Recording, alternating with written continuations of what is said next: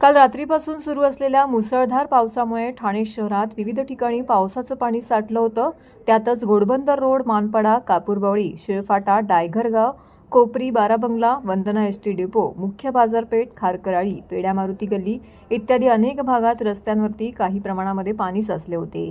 अनेक ठिकाणी वाहतूक सेवा धीम्यागतीने सुरू होती, तर वागळे इस्टेट परिसरातील पडवळ नगर येथे काही लोकांच्या घरामध्ये पावसाचं पाणी साचल्याने त्यांचे जनजीवन विस्कळीत झाल्याचं पाहायला मिळालं. मानपाडा, घोडबंदर रोड परिसरामध्ये देखील पाणी साचून अनेक ठिकाणी रस्त्यावरती साचलं होतं. त्यामुळे यावेळी वाहतूक जी आहे ती अत्यंत धीम्या गतीने सुरू होती. कापूरवाडी परिसरात देखील रस्त्यावरती पाणी साठल्यामुळे अनेक ठिकाणी मोठ्या प्रमाणामध्ये वाहतूक कोंडी झाली होती. तर उपवन तलाव परिसरामध्ये या ठिकाणी निसर्गाचा तसेच पावसाचा आनंद घेण्याकरिता नागरिकांनी मोठ्या संख्येने गर्दी केली होती.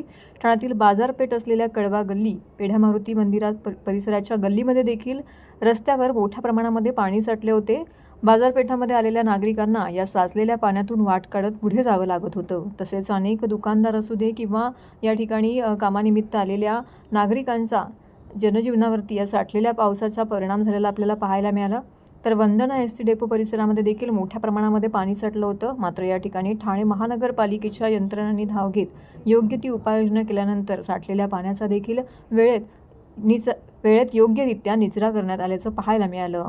तसेच ठाण्यातील मार्केट परिसरामध्ये असलेल्या ठाण्यातील बाजारपेठ परिसरामध्ये असलेल्या पेड्या मारुतीजवळ देखील या ठिकाणी पाणी उपसा पंप बसवण्यात आला होता. यावेळी देखील ठाणे महानगरपालिकेच्या अधिकाऱ्यांनी सदर घटनास्थळी उभं राहून परिस्थितीचा आढावा घेतला. तसेच पाण्याचा योग्य निचरा होण्याच्या उपाययोजना देखील या ठिकाणी उपस्थित कर्मचाऱ्यांकडून करून घेण्यात आल्या. तसेच रात्रभर पडणाऱ्या मुसळधार पावसामुळे पडवळनगर येथील नागरिकांच्या घरात नाल्याचे पाणी शिरले होते. जास्तीचा पाऊस पडल्यावरती नाल्याचे पाणी साचल्याने नागरिकांना विविध समस्यांना तोंड द्यावे लागले. ठाणे महानगरपालिकेचा 100% नालेसफाईचा दावा यंदा फोल ठरल्याचं पाहायला मिळालं. अनेक ठिकाणी घरात पाणी शिरल्याने घरातील वस्तूंचं मोठ्या प्रमाणामध्ये नुकसान झालंय. तसेच रात्रभर नागरिकांना नाल्यातील पाण्यामध्येच राहावं लागलं.